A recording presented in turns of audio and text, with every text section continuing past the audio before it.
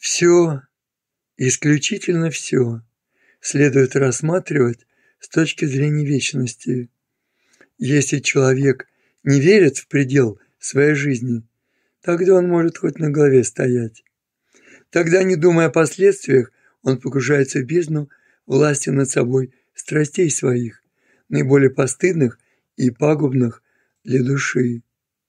Только здравомыслящий человек задумается перед совершением какого-либо дела и поручения данного, ему задаваемым самому себе вопросом, согласуется ли это с исполнением евангельских заповедей и самого главного закона о любви к ближнему.